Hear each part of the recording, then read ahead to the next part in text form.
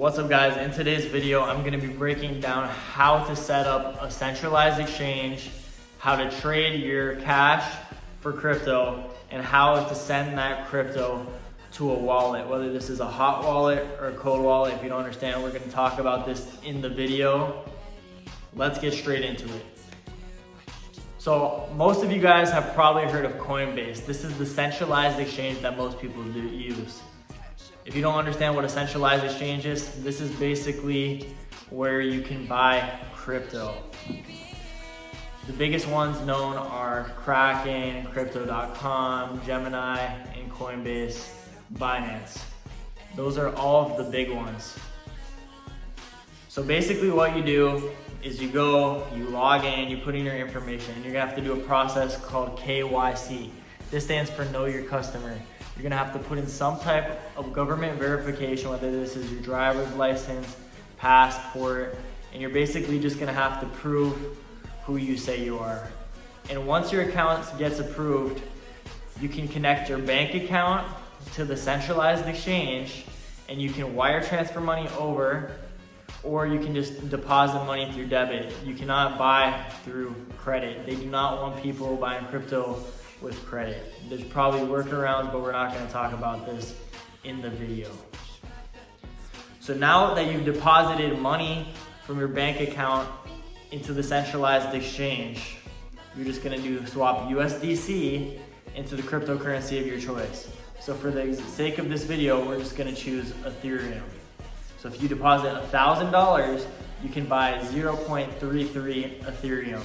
That's another misconception that people have. They think that you need to buy an entire coin. No, you can buy a percentage of a coin. So now that you have your cryptocurrency in your account, you can either keep it there, or if you want to self-custody, which I recommend because it's the whole point of crypto, you're going to need to set up your wallet. There's hot wallets and there's cold wallets. A cold wallet is something like a Trezor. And a hot wallet is something like MetaMask, a Rabby wallet, or a Phantom wallet. So what you're gonna have to do is you're gonna have to set up a wallet. So you're gonna go onto your browser, you're gonna make sure that's the right one, and you're gonna click MetaMask from the Google Web Store.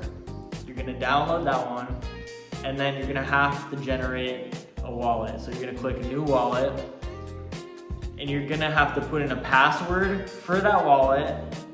Write all this stuff down, by the way, and then it's gonna generate you a seed phrase.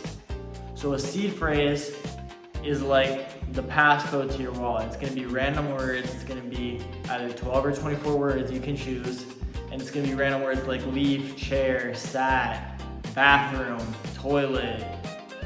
Just completely 12 random generated words that you're not gonna remember. So write this down on a piece of paper.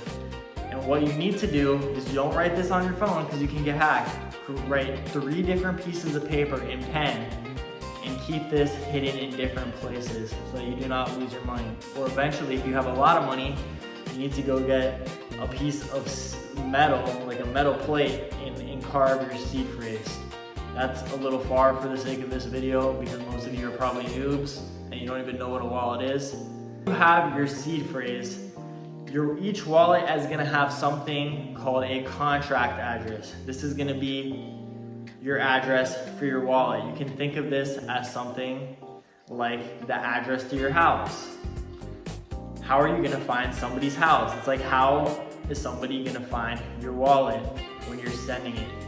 This is gonna be something like 459E6428, something like that. Just a completely random generated thing. It's gonna be very long, and you're gonna be able to copy that. So once you have that set up, you're gonna go to Coinbase or whatever centralized exchange you're using, and you're gonna hit send crypto.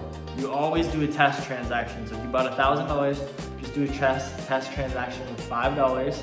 There's gonna be a small fee for sending your crypto. It's not that bad anymore because Vitalik has nuked down the GUI price. If you don't understand that, we'll get into it in a further video. It's not that bad. So you're gonna send the Ethereum, and you're gonna copy your contract address from your wallet. You're gonna put it in to the send address and you're gonna do a test transaction and you're gonna send the Ethereum. It should be there within 5 minutes.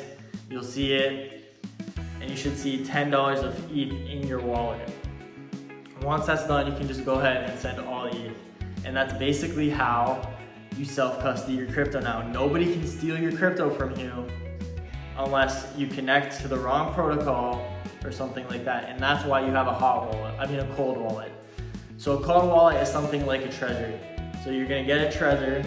I have one, and I'm gonna make a video with this later, but for the sake of this video, I'm just gonna have to speak about it. And you're gonna set up the Trezor app, and what this is it looks like a little hard drive, and then you're gonna have like a USB cable that you connect to your computer. And you're gonna put in a little passcode. So your passcode could be like 0000. It's gonna be 4 digits, for example. And then you're gonna be able to get into your Trezor. And nobody can hack into this unless they have the passcode and then manually click a button to send your crypto. That's what's so important about it. So it's like a hot wallet, but it just has that button and the passcode manually, so no hacker can steal your money. And that's how you set up a centralized exchange. You buy crypto, you send it to your wallet, and you self-custody. Hopefully you guys learned something from the video today. I appreciate it, guys. Please like, comment, and subscribe. All of my information is free, and I want to help you guys learn about crypto. Have a good night, day, afternoon, wherever you are. Let's get this money.